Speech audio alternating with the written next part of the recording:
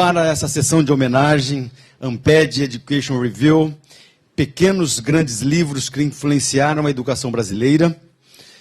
É uma sessão de homenagem ao autor Danilo Gandin e ao seu livro, A Prática do Planejamento Participativo. Então já começamos uma salva de palmas, não?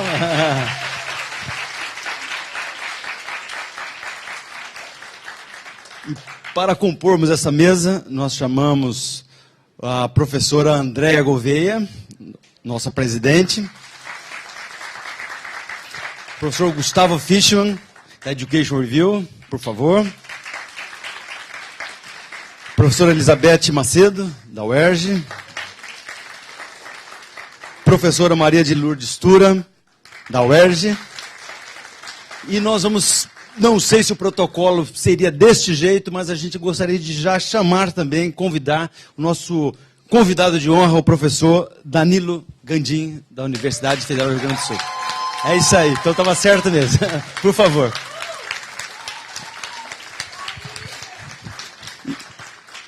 E eu vou pedir para o professor Danilo vir ao centro aqui da mesa, não é o lugar do coordenador aqui no meio. O centro da mesa, por favor. Ao centro, isso, professor. E ocupem, por favor.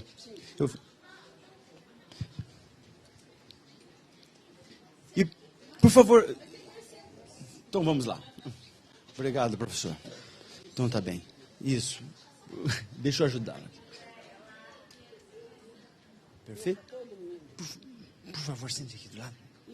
Eu fico aqui. Então, tá bem. Obrigado. Então, imediatamente eu passo a palavra à professora Andréa Gouveia, nossa presidente. Obrigado. Boa tarde. É com muita alegria que a gente abre essa sessão e inaugura algo que é assim, uma grande ideia, que nasce com uma parceria entre a Amped e a Education Review. Essa possibilidade de estar partilhando aqui mais uma ação desse protocolo entre essas duas associações, né, na figura do Gustavo Fishman aqui. Quero agradecer muito essa possibilidade e dizer que acho que essa ação de poder pensar a homenagem de uma figura importantíssima para a educação brasileira tem a ver com todo um movimento que se compõe com a valorização desta forma de produção específica que é os livros. Esse é um tema árido na nossa área, enfim, que não vem ao caso aqui, mas que essa é uma dimensão da nossa luta cotidiana, da ideia de que a produção em livros é importante.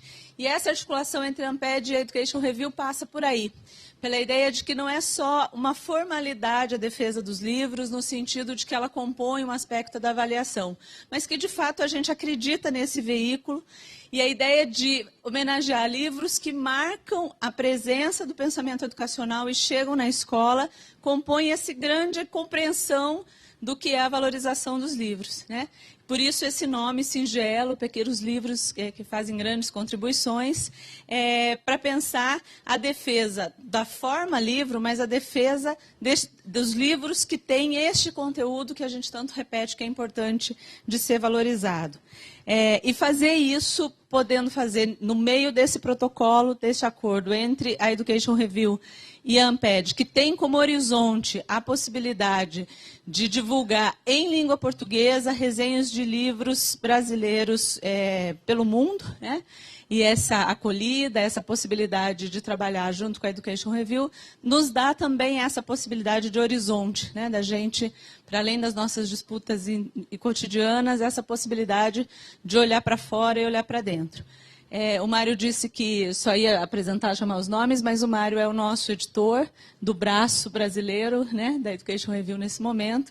Então, por isso que está essa composição. Então, quero só demarcar a alegria, a satisfação que a diretoria da Amped tem de estar inaugurando desta forma brilhante e agradecer a todos os que toparam essa empreitada. Inaugurando, então, essa homenagem, né, que seja a primeira e que marque uma história de grandes homenagens. Obrigada.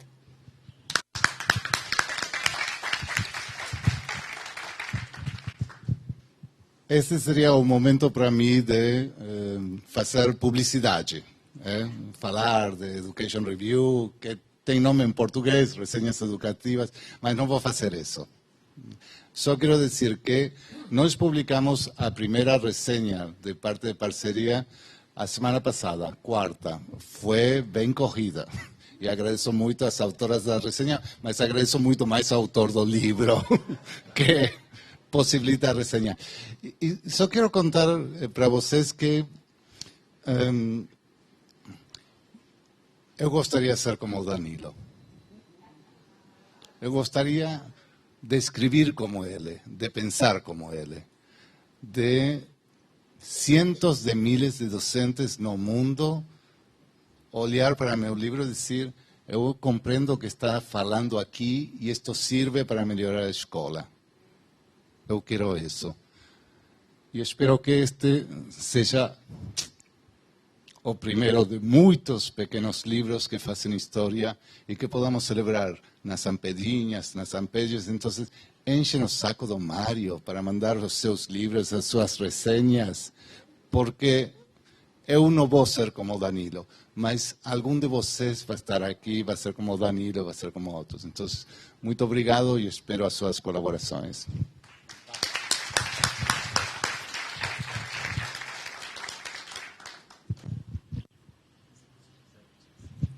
Bom, boa tarde a todos e a todas. Obviamente ninguém veio aqui para me ouvir, a gente veio aqui para ouvir o professor Danilo, mas eu queria só chamar a atenção de duas coisinhas rápidas.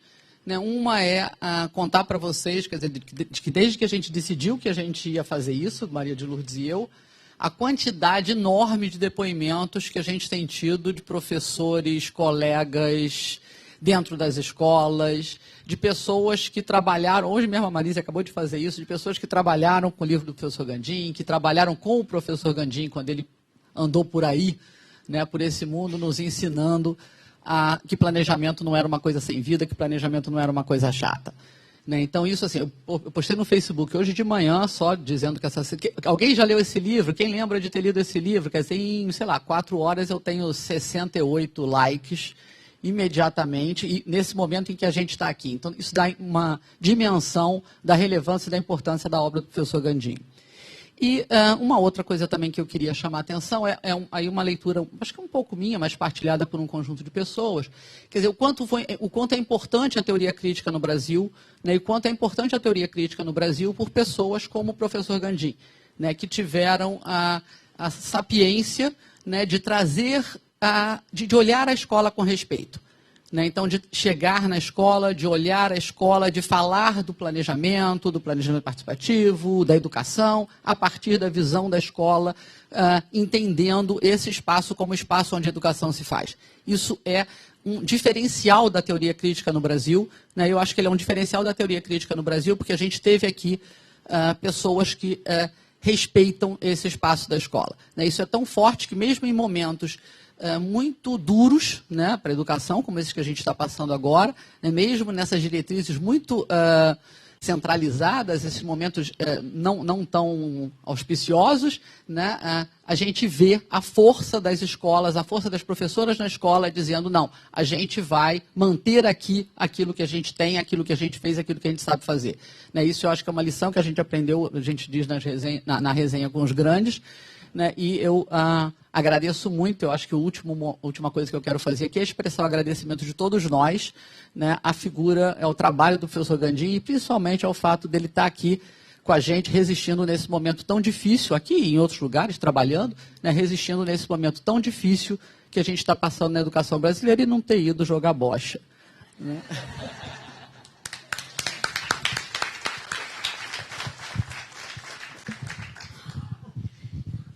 Bom, então é muito bom, né, nós estarmos aqui, né, todos e todas, nessa oportunidade, né, de estar como que comemorando, né, essa possibilidade de todos os escritos, né, de Danilo Gandim, né, e especialmente, né, essa situação, né, de ter nos colocado, né, diante da perspectiva, né, do planejamento, né, esse planejamento, não é, que é participativo.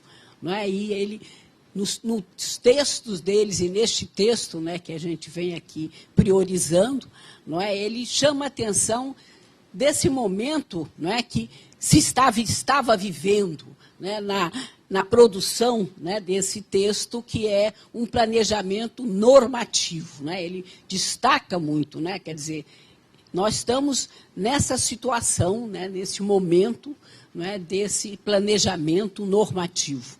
Não é? E aquilo que a própria Beth falou, quer dizer que ao lado deste planejamento normativo, né, existe o trabalho de cada professor na escola, né, com seus alunos, com as suas turmas, né, e é aquela possibilidade, aquela situação, né, do professor estar interessado, né, de construir um bom trabalho, né, de estar produzindo, né, um trabalho muito bom. E hoje em dia, a gente lendo, voltando a ler esses textos, né, de Danilo Gandhi, a gente sente a atualidade dele, não é? Porque uma coisa, por exemplo, que chama atenção atualmente, não é que se está vivendo uma situação de desvalorização do professor, né, colocando um professor assim, né, como se fosse alguém que não tivesse interesse pelo que está fazendo as coisas de qualquer jeito, né? E exatamente, né, uma das coisas que está forte, né, nesse texto, né, de Danilo Gandhi é chamar a atenção exatamente do empenho, do interesse, né, do professor naquilo que está fazendo, naquilo que está produzindo, e que nós, que estamos no campo da educação, convivendo, pesquisando, nós estamos percebendo isso também, né? O professor é interessado de produzir, de fazer o seu trabalho, não é? E querendo ter oportunidades dentro de todas as dificuldades que vivemos e que temos, não é? E nesse campo, não é, Danilo Gandhi vem nos chamar a atenção, né, de que nós temos que planejar o que fazemos, né? Quer dizer, nós, né, qualquer atividade nossa, nós temos que planejar. Ele, inclusive, nos textos, começa a dar exemplos, né, de situações de planejamento em sala de aula. Quer dizer, nós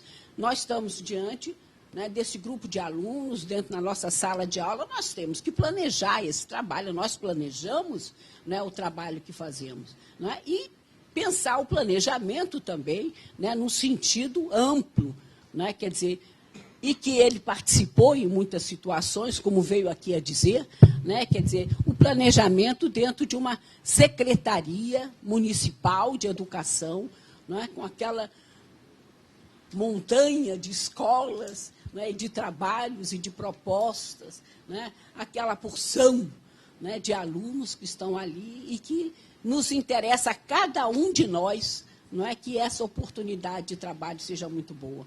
Não é? Então, Danilo Gandhi vai nos mostrar, não é, que estamos diante, sim, da necessidade de planejamento. Não temos como fazer a nossa atividade sem planejar. Planejar está envolvido, né, na ideia de que nós temos uma série de propostas teóricas, né, temos referenciais teóricos que estão nos ligando ao trabalho, né, que nós temos objetivos, nós queremos alcançar determinadas metas, nós queremos alcançar esses espaços, não é? E nós precisamos também de avaliar o que fizemos, os resultados que tivemos, inclusive para poder fazer melhor na próxima vez, né? Para estar sempre podendo fazer melhor. Nós buscamos isso. E o planejamento está nos dando essa possibilidade. Mas, se for um planejamento participativo. Esse planejamento normativo vai nos deixar no mesmo lugar que sempre tivemos, não é? E a gente não vai nem olhar muito para ele, né? Não nos interessa. Mas interessa, sim, que a gente possa estar fazendo um planejamento participativo, não é? Então, nos textos, não é, de Danilo Gandhi, não é, está constantemente colocado essa situação, não é, de que temos ideais, temos objetivos, temos metas a atingir, né, temos buscas de propostas, né, de trabalho e tantas coisas, mas cada professor precisa, cada professora precisa de ter participado do planejamento, não é? E que o planejamento seja constituído de todas essas vozes, de todos esses pensamentos, de todas essas experiências, não é? Nós estamos aqui, né, no nosso estado do Rio de Janeiro, né, a gente pode, pensando esse estado, não é? Quantas experiências, quantas vozes, não é, estão aqui, não é? Quantos trabalhos dentro das escolas estão aqui, não é, envolvidos, né, na necessidade do planejamento, na busca de metas, né, de metas que nós precisamos de alcançar.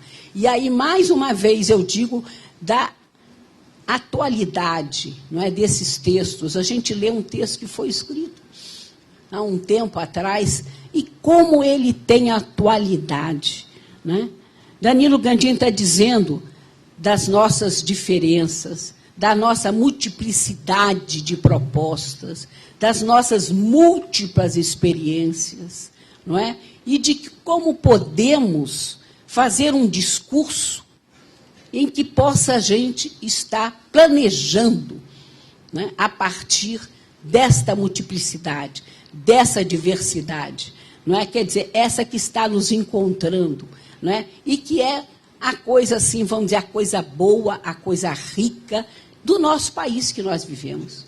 Quer dizer, as nossas escolas estão ali, né, cheias dessa variedade, dessa multiplicidade, dessa diversidade, e isso está muito presente no texto, nos textos de Danilo Gandin.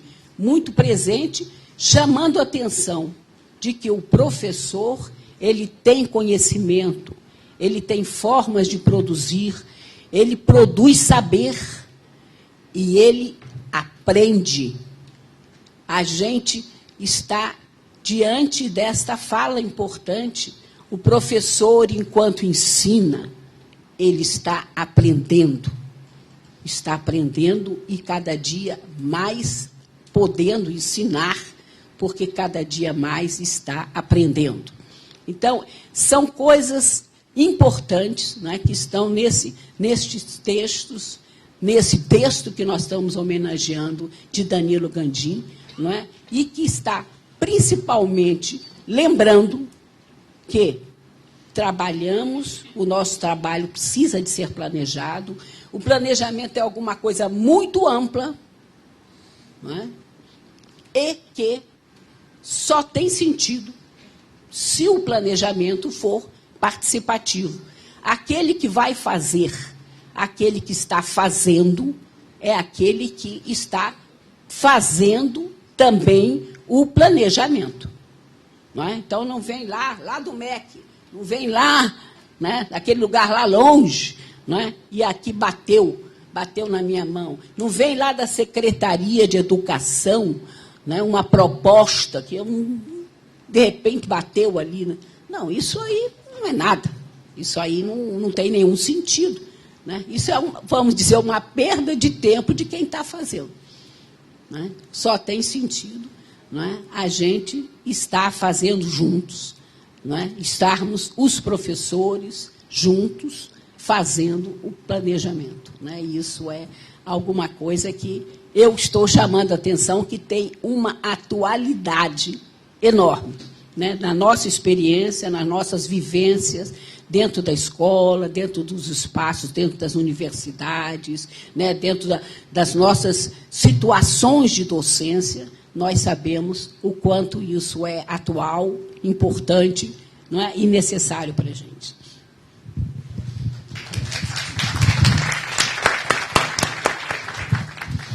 Nós vamos, antes de ouvir o professor Danilo Gandin, passar para a professora Andréa.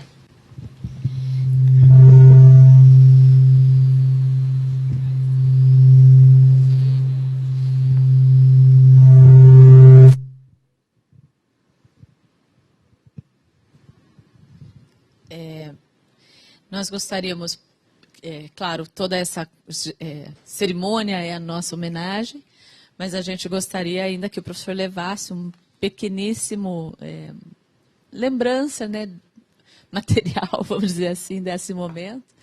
Então, para entregar, a gente vai pedir para chamar aqui duas representantes da família acadêmica e da família afetiva, né, do professor. Então, a gente vai chamar a professora Maria Beatriz Lúcia, a Bruna Junqueira, a Maria de Lourdes Gandim e o Luiz Armando Gandim.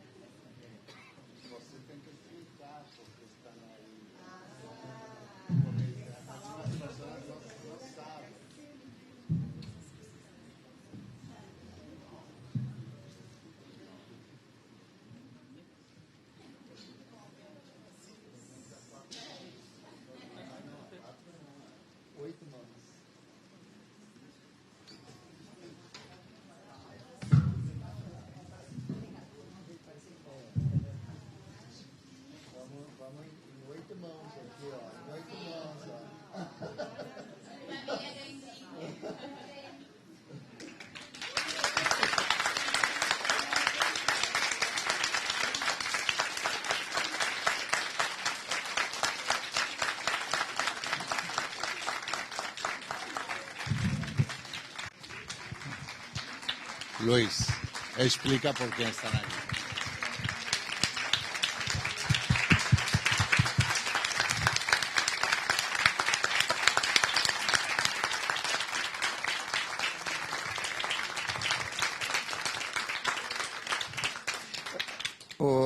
Só para explicar o que aconteceu aqui, porque essas 4 pessoas vieram, a mesa achou por bem ter essa família de verdade, né? Eu, minha mãe, né, estamos aqui, mas também a professora Maria Beatriz, que teve uma participação importante também na formação do meu pai, foi professora dele, por incrível que pareça, ela tinha 15 anos quando ela deu aula para ele.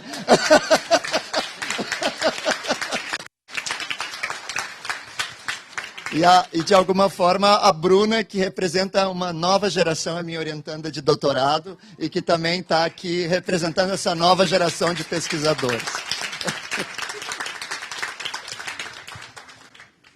E agora, é com vocês.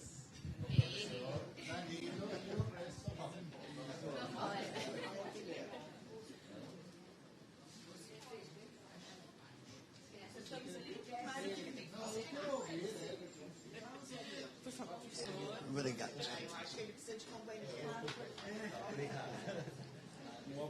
Fica aqui comigo, Mário, para eu ter coragem.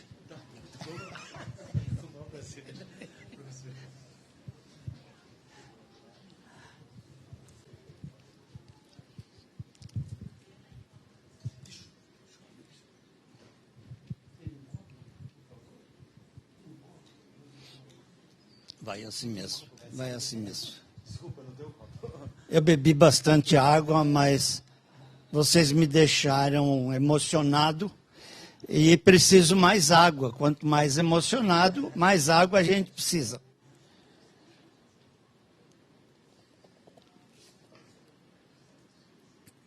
Acredito que a minha tarefa principal aqui é agradecer. Claro, me pediram também algum comentário sobre o livro que eu vou fazer. E vou começar um pouco inversamente. Eu vou agradecer primeiro ao Gustavo. Não é porque ele seja mais importante ou menos importante. É porque ele é meu amigo há grande tempo e porque eu imagino, embora não saiba, realmente não sei, que ele deve ter sido importante em lançar esse tipo de coisa que a Amped está fazendo agora. A Amped sempre foi uma associação que eu admirava extremamente, e eu vou dizer honestamente, como um menino que olhava para uma grande coisa. E eu vou aproveitar as palavras do Gustavo, não se zanguem comigo, mas vou aproveitar as palavras do Gustavo para dizer sim, façam como eu fiz. Alguém daqui, e vejam que eu estou falando com todo o respeito de quem olha para essa instituição com uma admiração muito grande. Façam como eu, que alguém, uma parte desta população da Amped, se dedique ao planejamento.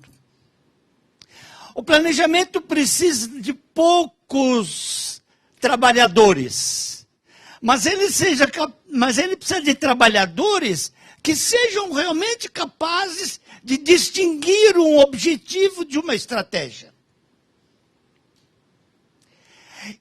O nosso campo da educação tem ainda um processo educativo que faz planos como esse do Ministério, o plano decenal, sei lá, digo de propósito, sei lá. Porque não tem nada a ver com plano. Tem nomes até que se usam no planejamento, mas completamente fora de... E eu, por meu próprio endereçamento profissional, sempre li as avaliações dos planos decenais que esse país faz. E cada vez a avaliação é igual desse próximo plano, que acho que vence em 24, eu já fiz a avaliação. Não vai dar em nada, porque os prefeitos não fizeram, porque os estados não fizeram, nós não cumprimos nada do que estabelecemos, porque cada vez que termina um plano, eles fazem uma avaliação. E a avaliação diz que não se fez nada. Então eu queria, aproveitando as palavras do Gustavo, estimular gente para que se dedique ao planejamento. Observem, o planejamento é uma tarefa menor. Mas sem o planejamento, essa tarefa grande, que é a tarefa de transformar ideias em ação, essa coisa não acontece. Nós temos ideias enormes. Eu aprendi desde menino. Eu sou de Santa Catarina. Moro no Rio Grande do Sul, me sinto mais gaúcho do que catarinense, mas realmente eu nasci em Santa Catarina e meu pai era um agricultor e eu fui agricultor desde os 6 anos de idade, quando podia fazer alguma coisinha antes dos 6, porque eu podia fazer alguma coisa. E aprendi desde menino. Eu nasci em Nova Trento, Santa Catarina. É uma cidade só de italianos. Naqueles tempos nós dizíamos, nós somos italianos. Ali em São João Batista começa a região dos brasileiros. Vocês me entendem? A profundidade desse estado de alma. E cuidado, vocês italianos, não se misturem com os brasileiros. Bom, mas nós éramos uma cidadezinha bem fechada e meu pai era agricultor. Eu aprendi desde menininho como agricultor. Primeiro, o que é um ato científico. O meu pai plantava milho. Por exemplo, uma das culturas. Ele tinha muitas culturas porque é preciso se garantir muitas coisas para ter comida.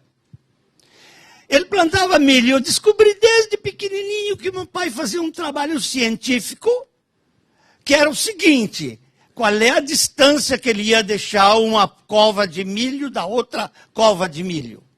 Ele se gabava de ter o melhor milho de Nova Trento. Mas por que ele se gabava? Porque ele foi descobrindo como é que se plantava o milho para ter a melhor renda. Se ele plantasse muito longe, teríamos espigas boas, mas poucas.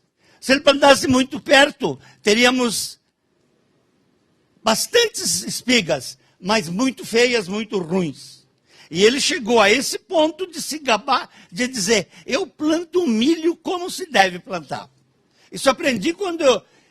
Porque eu não estou falando como as velhas falam. As velhas falam, eu aprendi desde pequeno.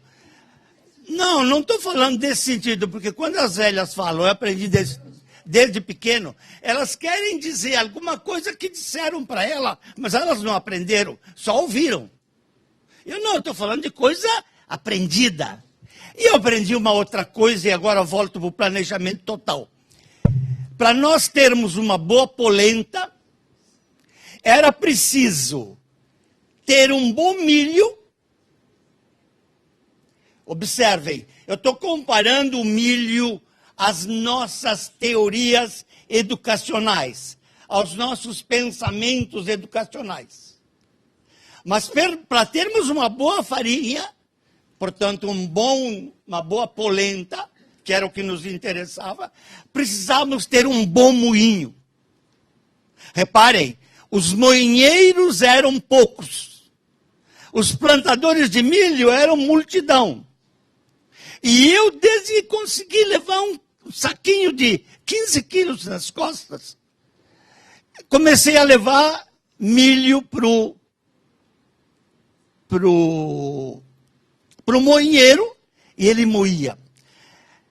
Olhem bem, se nós passarmos isso para a educação, ser moinheiro não é nada. Portanto, preocupar-se com planejamento não é nada. Preocupar-se com o conteúdo, com o grão que se cria no processo de pensar é muito mais importante. Então, há muito pouca gente que se dedica ao planejamento. O planejamento da educação, eu nem agradeci a todos que eu tenho que agradecer. Sintam-se todos agradecidos. Pronto. Aliás, eu queria falar 2 horas e me deram 20 minutos. E falarei 20 minutos. Por isso já estou passando para outro ponto. Os moinheiros são poucos. Os plantadores de milho devem ser muitos. Deve-se dar mais atenção aos plantadores de milho do que aos moinheiros. Mas se não há moinheiros, não teremos farinha que preste. E eu dediquei minha vida a ser moinheiro. Nem sequer consegui fazer doutorado. Eu tinha que trabalhar. Eu fiz mestrado porque uma hora me disseram na universidade, olha, nós não podemos mais te aguentar se tu não faz mestrado. Então fui correr. Desculpem. Fui correndo fazer o mestrado. Mas ninguém me disse, tu tem que fazer doutorado, senão tu não pode mais trabalhar. Então eu fiquei trabalhando e pronto, né? Pelo amor de Deus, eu tenho um carinho especial por aqueles que se aprofundam e fazem o doutorado. Eu não consegui fazer, porque eu tinha que trabalhar. Talvez vocês tenham conhecido, muitos daqui terão conhecido, o Nilton Fischer, que era encarregado da pós-graduação lá no Rio Grande do Sul. E ele fez de tudo para que eu fizesse um mestrado, ou um doutorado, desculpe. Eu não consegui fazer, porque eu tinha que trabalhar. E como o meu trabalho se cria, como esse livro se criou? Através do processo que eu, metendo a cara, fui aprendendo a como se faz planejamento com a força de ajudar os outros a fazer. Claro, eu tinha aprendido muito porque eu trabalhei no Conselho Estadual de Educação. Eu peço sempre perdão às pessoas que me ouvem, porque eu fiquei 10 anos nesse conselho. E de onde você nada espera, nada vem. E aí eu fui trabalhar até na Secretaria de Educação para poder ver se era na Secretaria de Educação que precisava mexer. Não, aí eu descobri que lá era pior ainda. Mas foi a época que eu pude fazer mestrado. Por quê? Porque tanto fazia que eu trabalhasse como não trabalhasse.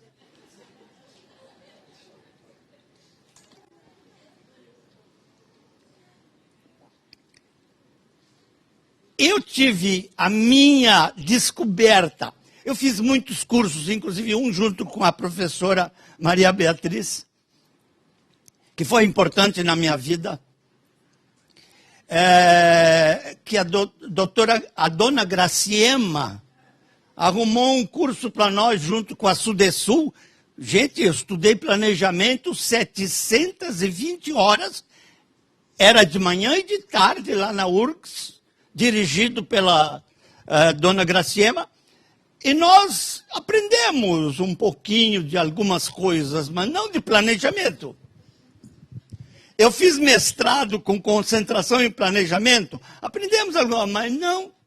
A minha grande luz veio no momento que eu me encontrei, aqui pertinho, em Petrópolis, com um grupo do Chile, que se chamava Equipe Latino-Americana de Planejamento. Eles tinham uma noção que na minha vida foi importantíssima, uma noção de como é que se faz a construção em conjunto das ideias. Através de um processo que passa pelo individual, pelo pessoal, que vai para pequenos grupos e que vai para plenário, um pequeno processo muito bem organizado, e aí já vem uma falha enorme. Quem começou a usar meu livro, às vezes não chegava a ser rigoroso nesse processo. Achando que aquela história de que não há receitas em educação é verdadeira. É provável que seja verdadeira. Mas em planejamento há receitas. Porque planejamento é o moinho. O moinho tem uma maneira de ser construído. Se não for construído daquela maneira, não funciona para aquela coisa que você quer. Então, isso foi dando para mim uma abertura. Eles não entendiam muito de planejamento, mas isso eu entendia porque tinha trabalhado muito. O que aconteceu então? Eu pude escrever, e nos meus livros, eu não estou dizendo besteira aqui, nos meus livros está sempre escrito que a equipe latino-americana de planejamento, quando eu comecei com eles em 1975, que se abriram esses horizontes e eu comecei a trabalhar. O planejamento realmente ele tem que ter duas partes. Uma parte de planejamento, desculpe, eu vou reformular minha frase. A ação humana que dê resultado, ela tem que ser aplicada em duas dimensões. A dimensão do conhecimento teórico e a condição de ter um processo de planejamento. Eu abandonei completamente naquele momento o planejamento, que a professora Tura chamou aqui de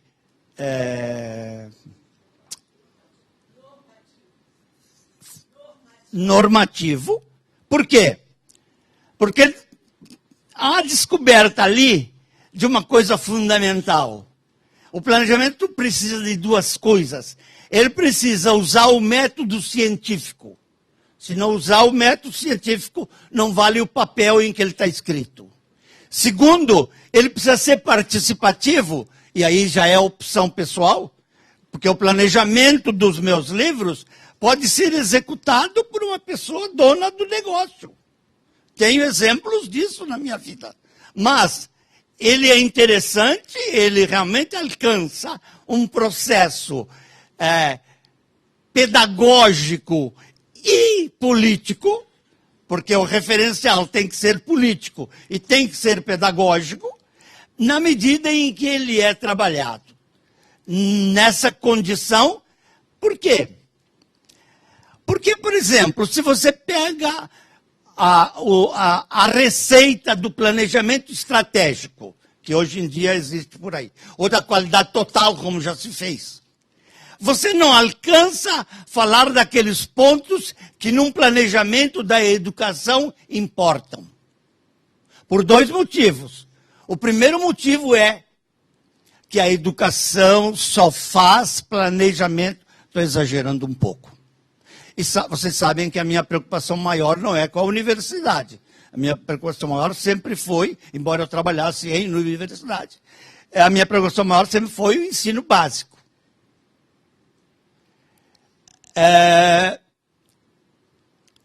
O processo educativo só atinge se houver um projeto político-pedagógico e houver um processo de planejamento que saia fora do que foi sempre o planejamento nas escolas. Como era o planejamento das escolas? Só se preocupava em responder às perguntas como fazer e com que fazer. As professoras do antigo magistério, que continua a mesma coisa, vocês pensam que mudou? Não mudou. Ensinavam como a professora tinha que dar aula, com quem que ela tinha que dar aula, quando ela tinha que dar aula. As questões não são essas. As questões são o que e, sobretudo, a maior questão é para quê. Perguntem aos professores para que eles dão aula. Não sabem. A questão talvez importante ainda do ponto de vista político, que eu tenho até dificuldade de enunciar, é para quem. Se essas perguntas não forem resolvidas, não acontece nada. Agora, qual é a pretensão do meu livro que vocês justamente estão homenageando? Justamente. Eu quando li a resenha da Tura e li o comentário, aliás, lindíssimo comentário da Macedo,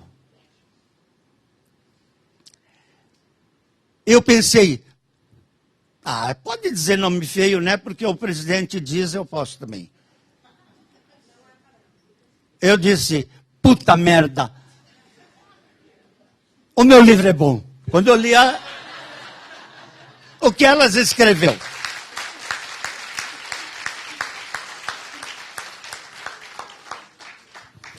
O que as pessoas não sabem fazer?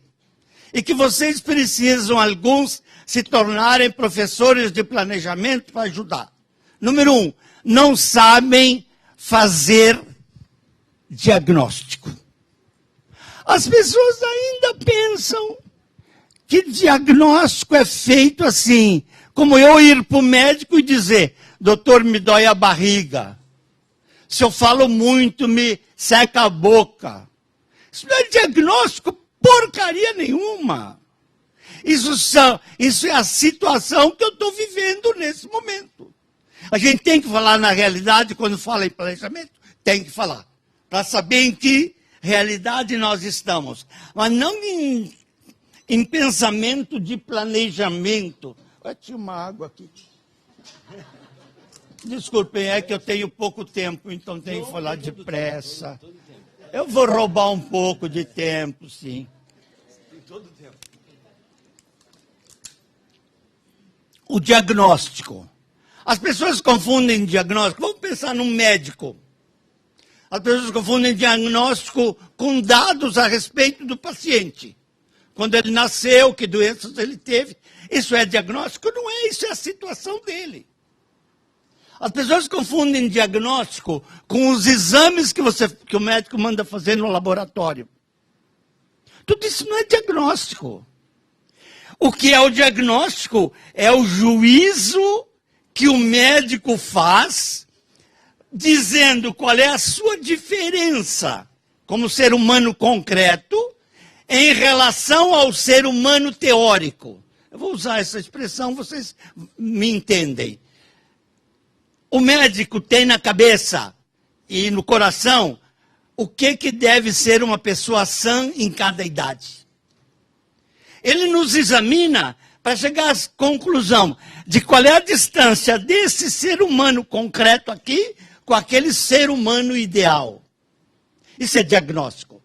Mas não adianta você dizer, você tem que ensinar o processo de fazer diagnóstico. O médico faz o dele, eu não sei bem como é que ele faz, mas imagina, ele tem uma teoria, ele examina a prática, a concretude de um ser e vê a diferença.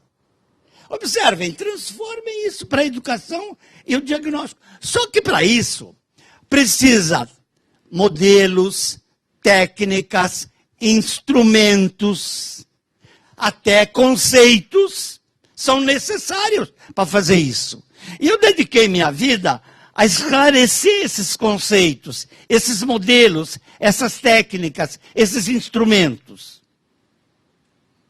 Eu vivi ainda a grande luta, por exemplo, do planejamento por projetos, do planejamento por objetivos, do planejamento da qualidade total. Tudo não funciona. Por que não? E como não funciona agora, o planejamento estratégico. Por que ele não funciona? Porque os modelos, as técnicas, os instrumentos, os conceitos são para empresas cujo primeiro fim é ganhar dinheiro. Nós não estamos trabalhando com instituições cujo primeiro fim é ganhar dinheiro. Nós precisamos ter conceitos, técnicas, modelos, instrumentos para instituições onde seja possível botar o elemento político.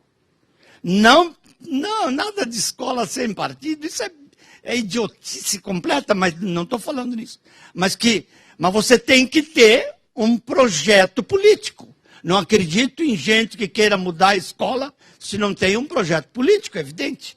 Porque todo projeto pedagógico diz respeito a um projeto político. Não tem remédio. Eu queria chamar o meu próximo livro. Já está virando brincadeira porque eu recebi muita gente me dizendo. Eu estou escrevendo um livro que é quase o meu memorial sobre a escola.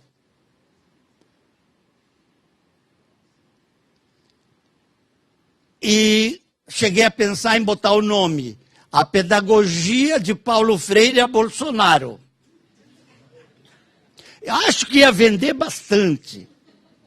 Mas me desaconselharam que o nome Bolsonaro a gente deve, de vez em quando, até dizer, mas nunca escrever. Nunca escrever para não ficar nenhuma noção dele futuramente, para que esqueçamos completamente.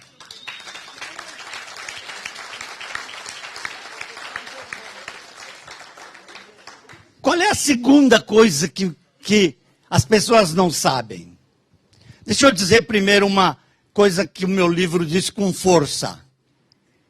O planejamento se compõe de duas propostas. Uma proposta ideal, uma proposta de utopia. Atenção, eu sempre digo que dizer utopia possível é dizer uma coisa que é contraditória em termos, é contradição performativa. A utopia, se é utopia, não é atingível, no todo pelo menos. Mas o que faz a utopia? A utopia nos leva para uma direção. Portanto, uma escola, sim, deve pensar que deve ser democrática. Ah, mas não é democrática, o que adianta? Estamos dizendo que ela está se esforçando. Mas quando é que ela está se esforçando? Só quando, além dessa proposta teórica, que eu vou chamar, o ideal, há uma proposta concreta do que fazer. Aí você lê o Plano Nacional de Educação, resolve fazer pobre das prefeituras, que tem que fazer um plano igual àquele. Primeiro que se utilizam as palavras ao bom gosto, cada um inventa, a estratégia é isso. Nunca imaginou que é uma estratégia? Nós precisamos conceitos e conceitos muito bem precisos. Para quê?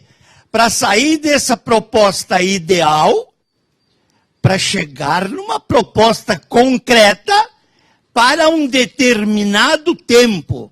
O planejamento todo que cai em cima da cabeça da gente é o tempo.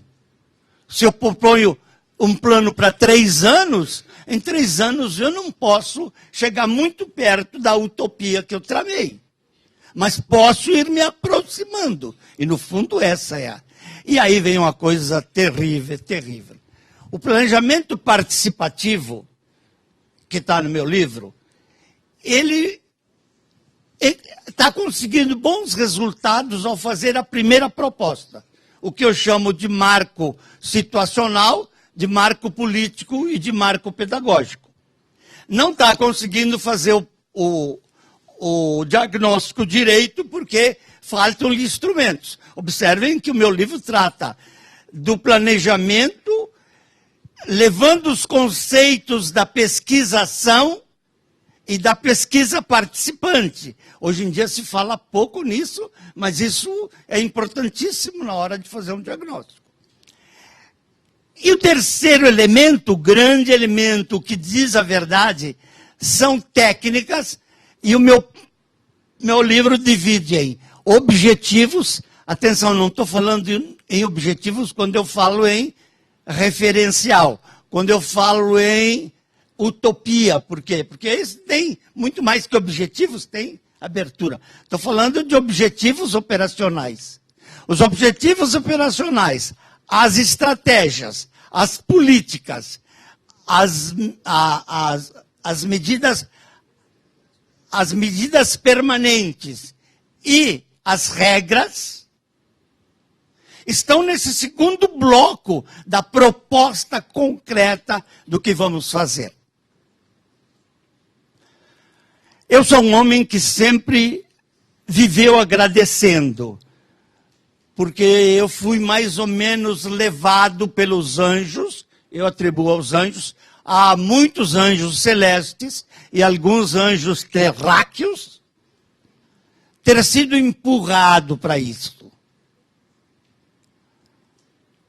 Eu sou um homem que nunca precisou planejar a sua vida. A minha vida sempre se apresentou e sempre fui empurrado. Desde o dia que eu saí de Santa Catarina para vir, sabe onde? A São Paulo. E sabem depois de São Paulo onde eu fui? Para Nova Friburgo. Eu acho, não me lembro mais. Mas eu acho que a gente tinha que vir aqui a Niterói para pegar a Leopoldina e subir o barranco até Nova Friburgo. Mas sempre isso aconteceu, independente da minha escolha. E graças a Deus. Então eu sou um homem muito agradecido a Deus, aos anjos, não só os celestes, os terráqueos também. E agradeço especialmente isso que vocês estão fazendo comigo. Me deixando completamente tenso, completamente nervoso e emocionado, mas respeitando isso como alguma coisa extraordinária. Eu até mandei dizer para o jornal de Porto Alegre, para o jornal não, para a televisão de Porto Alegre, que eu viria aqui fazer esse trabalho. E eles disseram-me que vão fazer uma pequena reportagem sobre isso. Não sei como é que eles vão fazer. E vão mandar tudo para o Luiz Armando Gandim, que é um dos meus orgulhos.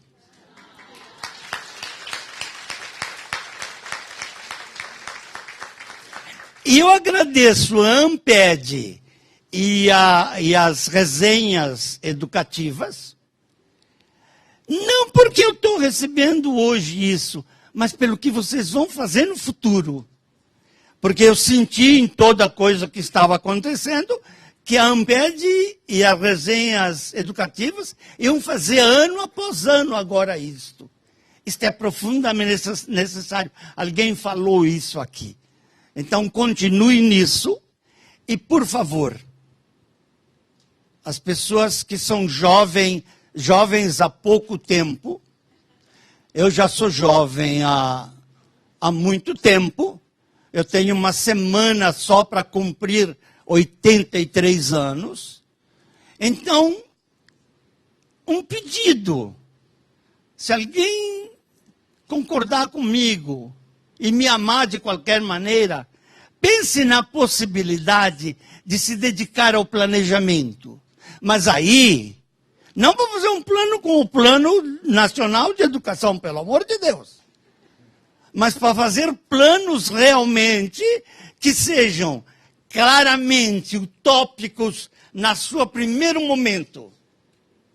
Que sejam de desejo e de busca e de horizontes no seu primeiro movimento.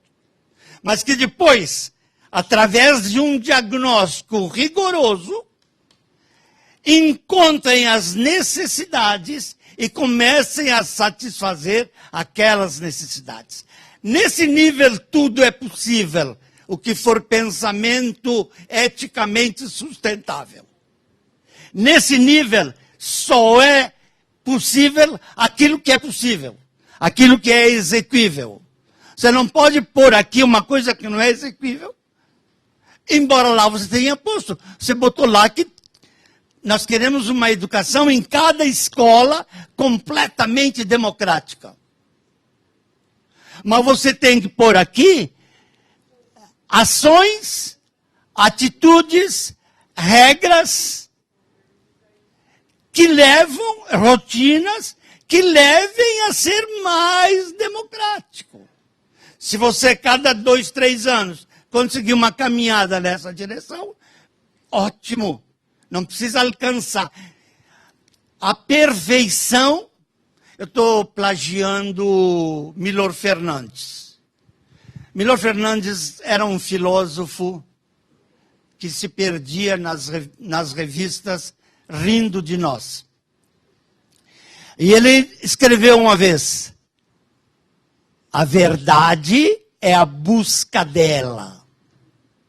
Que coisa mais bonita de se dizer. Ele dizia para poder dizer busca dela, as pessoas riam e tal e coisa. Mas é tremendamente grande.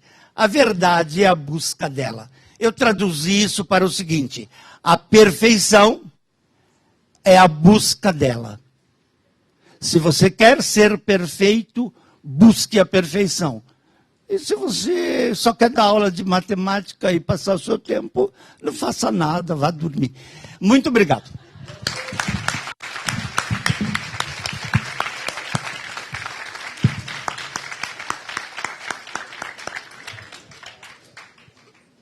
Depois dessa aula, dessa homenagem, palavras já são dispensadas praticamente, mas sim, sabe.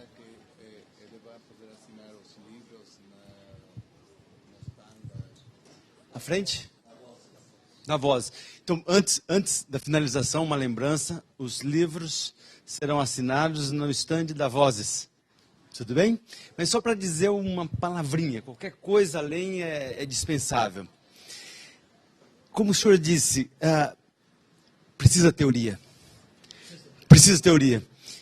Entender esse tempo precisa teoria, muita teoria, muita teoria. Ontem tivemos uma mesa em que tentávamos entender, e eu não falaria o nome deles, dos atuais governantes dos Estados Unidos, da Argentina e do Brasil.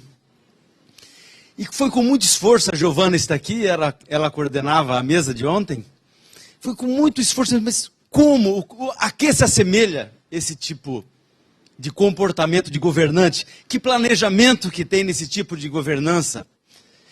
E aí, a comparação que eu tentei, ou usei, foi falar, é uma sucessão de tragédias, como as tragédias gregas. Alguém falou que seriam sucedidas as tragédias pelas comédias, mas nós estamos vivendo as tragédias. E uma delas, Antígona, depois do plano de enterrar o seu irmão de sangue, e ela é censurada no sentido assim, você tem certeza que você vai contra a lei dos homens, a lei do Estado? Ela disse, eu vou, porque eu estou a favor da lei dos deuses. Eu vou, e com uma frase que aqui a gente encontra no professor Gandim. porque eu tenho compromisso com o amor e não com o ódio.